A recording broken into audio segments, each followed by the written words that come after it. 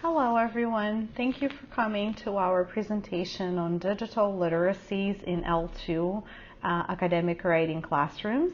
I am Dr. Morella Silva with the University of Illinois.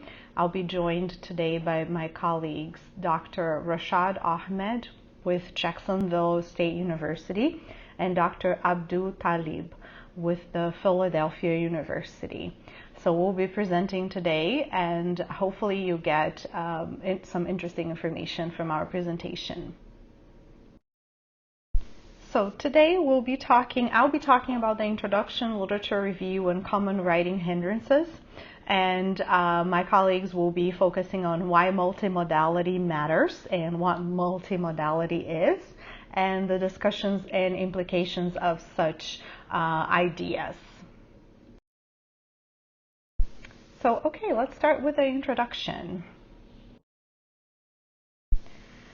A quick review of what academic writing means in classrooms. According to research, academic writing is essential for L2 acquisition. Along with all the other language skills students acquire, writing will support everything else that they are working with. It is the most commonly used assessment tool in academia. Yes, as we know, professors, instructors, we use extensively the writing of essays and writing of paragraphs as the assessment tool for most classes. And in academia, low writing skills equals low academic success. Since most of the assessment is done through writing, when students have low writing skills, it's very difficult for them to succeed in academia, to have good scores and to do well. And therefore, L2 learners still struggle, sometimes even in first language and second language too. So that's the truth about academic writing in classrooms. Some important things to remember about writing. It is a cognitive activity. So that means it is affected by affective factors. So the way students feel and believe, the way they perceive themselves as writers, and the writing process and the assignment will influence on writing performance. So the more confident they are, the better they will do. The less confidence they have, the harder it will be for them to be successful. So beliefs play a big role. And therefore, planning and pre-writing practices are essential. That means it's important to focus on the process as well. So making sure students have plenty of time and guidance through how to plan and pre-write before they get to the final product is really very important as well. So a little bit on the shift of approaches. So the most noteworthy approaches, if we're talking about Vygotsky and Bruner, they talk about the social rationale for interactive and collaborative writing, how that is important when students are writing for classes and creating different writing assignments. So the first approach was the product approach, in which the product, the final written form of the assignment, is the most important thing that the instructor and the students are looking at. They're not very worried about the process. And again, all of these three approaches are instructor-centered approaches, and that's important to notice how even though they're different approaches, it was mostly coming from the instructor. So we also have the process approach that came after, which is more focused on how students are scaffolding and building their text. Again, these are all centered in the instructor. The instructor is the one monitoring and working through the process with them. And then finally, we have the process genre approach, which also focus on the type of writing. It's more focused on the process and what it is being written from the perspective. Again, the instructor is the one who is disseminating knowledge here, and is the one who holds most of the action throughout this process. Moving to the learner-centered instruction, which is the approach we're going to focus on today, At first, the communicative approach was focused on oral communication, and the writing skills got left behind. They were not the focus of the communicative approach. The process genre approach, the PGA, also called post-process, it came from the communicative language teaching fashion as well. So again, a lot of focus on the writing here. To change things on the composition studies, the field of writing has now shift focused a little to multimodality, which is the approach we're going to be using today and talking about. From the viewpoint of multimodality, writing is not only about words and prose on a piece of paper or on the screen or on the text. It's about text, images, audios, and videos all combined together to form a final product. Some of the common writing hindrances students and instructors alike will encounter when dealing with writing is a reductionist approach to writing, which means that writing is not integrated with other skills. It's isolated. They don't relate to visual and audio abilities. It's just one thing separated from the other. The fear of writing is another problem encountered, which is students are afraid of what they can do, and there's a lot of focus on the final product and not the process. So students are afraid of what the result is going to be. Also, number 3, ineffective lecture and teaching method. The way writing has been taught so far, most of the time, is not very effective. So students struggle with how to become better writers. The large size of writing classes, most writing programs at universities and colleges have large number of students per class. Therefore, instructors don't have and professors don't have enough time to really focus on each individual student. And also we have this integration of print culture, which with the internet, songs, multimedia, videos, video games, the print culture, the written form of writing has slowly disappeared. Now my colleague, Dr. Rashad, is going to talk about multimodality, what that is, and how to work with that in the classroom.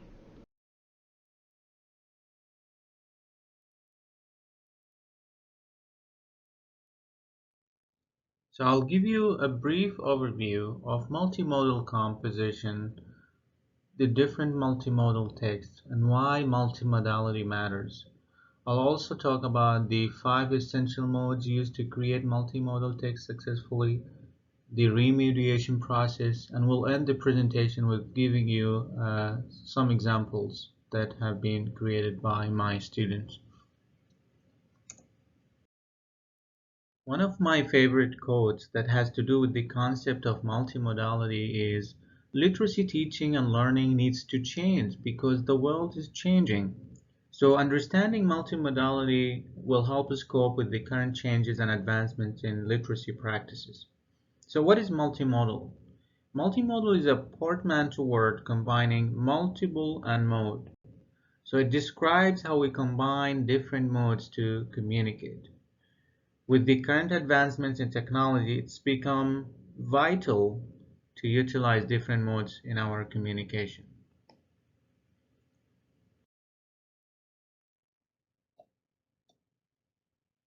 According to the National Council of Teachers of English (NCTE), multimodality is the integration of multiple modes of communication and expression that can enhance or transform the meaning of the work beyond illustration or decoration.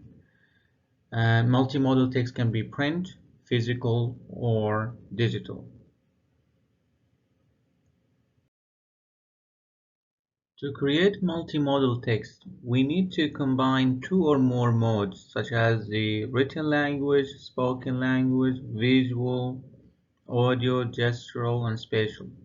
So I'll talk about all of these different modes in a second. To create the digital multimodal text, we need to use technology. But multimodal text can also be paper-based or live performances.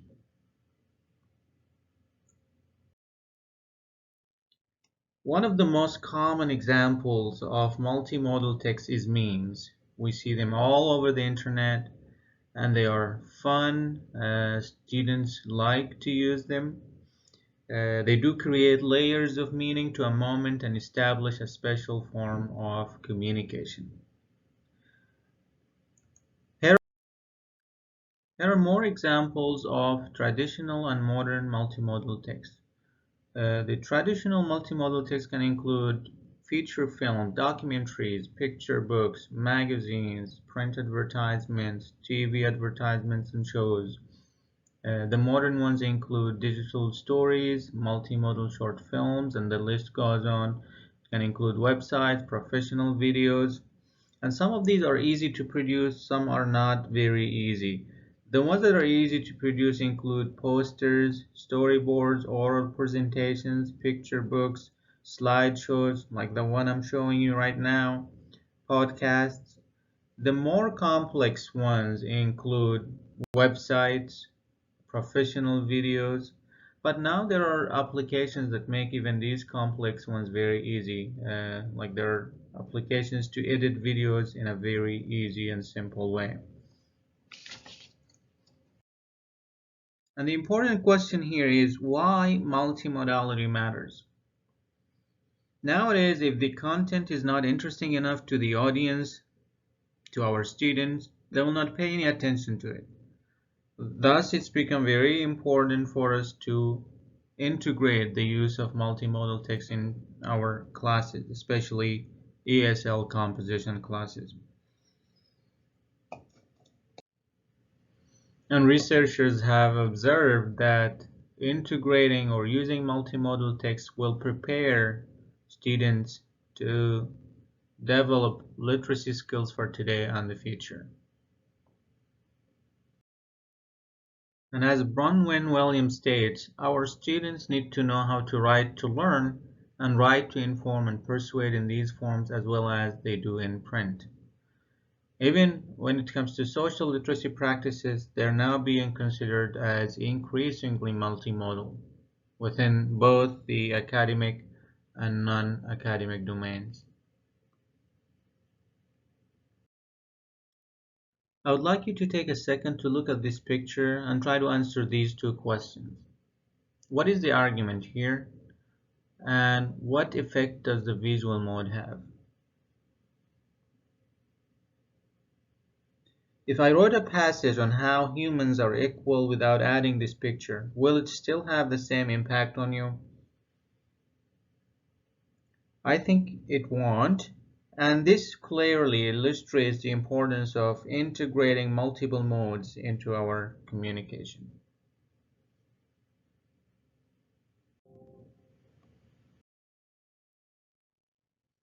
The five modes of communication: the linguistic, the visual, oral, gestural, and spatial.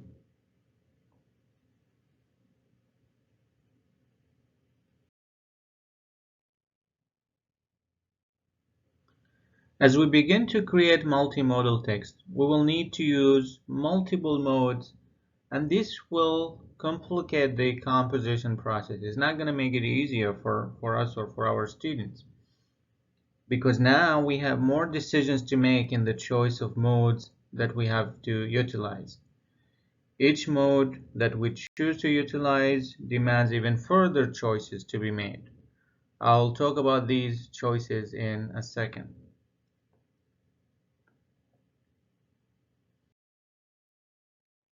For example, the linguistic mode. So we have to make decisions about the word choice, delivery, organization, development of structure. The visual mode: color, layout, style, size, perspective. Oral mode: music, sound effects, noise, silence, tone, volume, emphasis, accent. the spatial mode, arrangement, organization, proximity between objects. The gestural mode, facial expressions, hand gestures, body language, interactions between people. So as you can see, with each mode, we have several choices. And as we have all of these choices, that means as we compose, as we create the multimodal text, we have to make many more decisions than if you were to just write a simple plain essay. Each of these modes has strengths and weaknesses. And when we create multimodal text, we will depend sometimes on one mode than the other, right? So this is referred to as affordances. So for example, the photo of a starving puppy may have more pathos appeal than a linguistic description of the same puppy.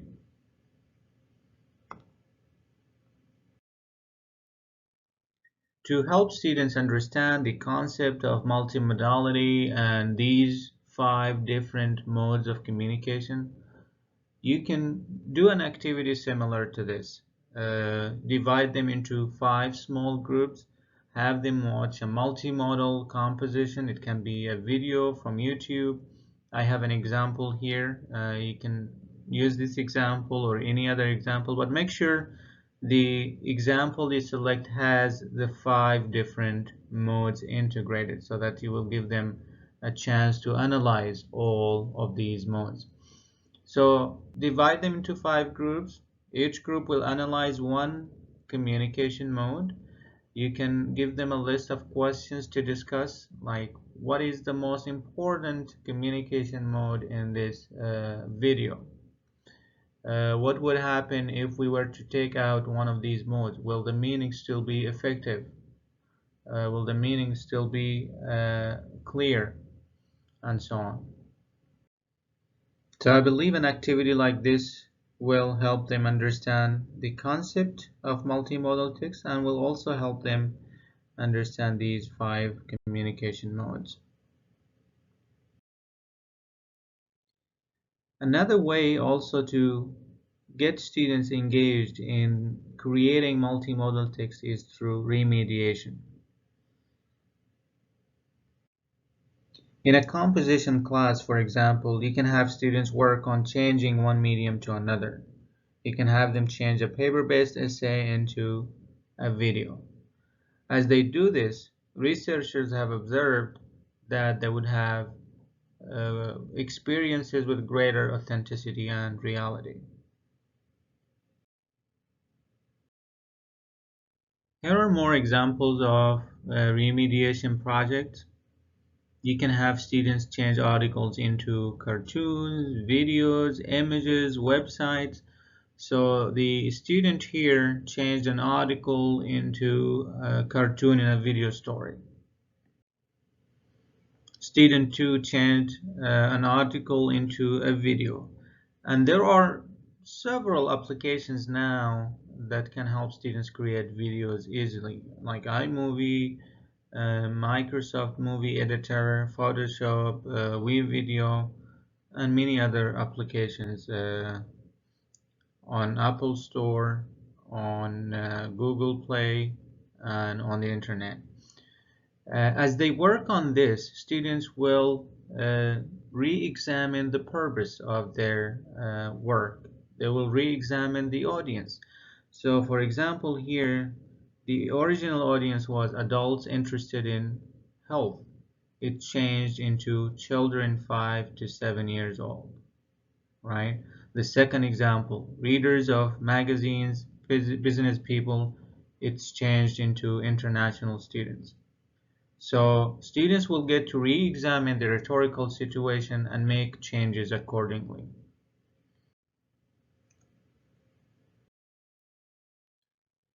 Here is one of the activities that I use in my composition classes to help students create multimodal text. So one of the assignments is writing a research paper, and once we're done with that, I ask students to redesign that research paper into a multimedia project. Students cannot change topics, but they can improve the information through research, or they can look at the same topic from a different angle.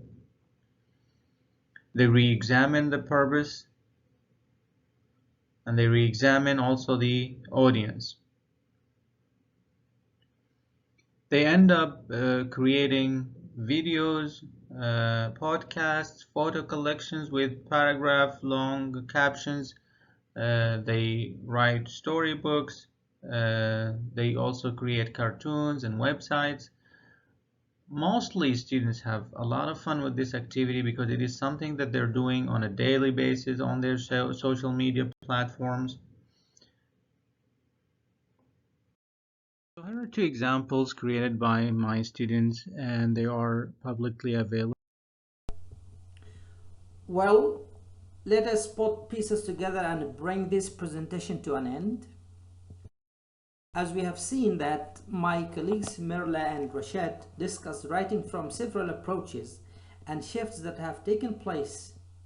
My colleague Mirla discussed different approaches to teaching academic writing, and most of those approaches were grounded in alphabetic literacy. My colleague Rashad discussed the importance of shifting to multimodality. He also gave reasons and the challenges of shifting from the traditional methods to the traditional approaches to multimodal writing.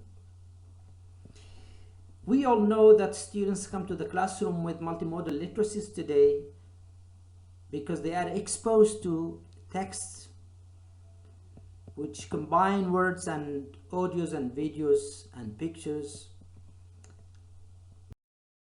It's important to realize that the shift of writing, the new direction that technology has made real and possible, is that texts are not only prose and text and alphabets and words are put together, but it is also a combination of all of these, a combination of text and images, videos and audios, and the technology help us to integrate all of these elements and the focus on meaning. The blend of words with text, the blend of text and photos and audios and animations connect the linguistic and non-linguistic elements and help us focus on meaning rather than on structure of text.